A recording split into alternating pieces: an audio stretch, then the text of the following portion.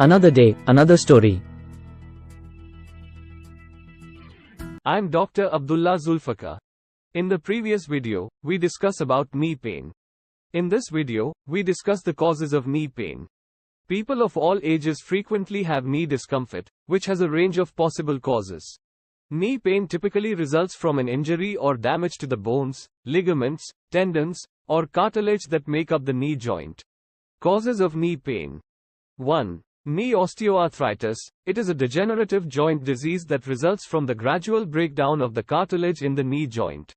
2. Knee injuries. Sprains, strains, and tears in the ligaments and tendons of the knee can cause knee pain.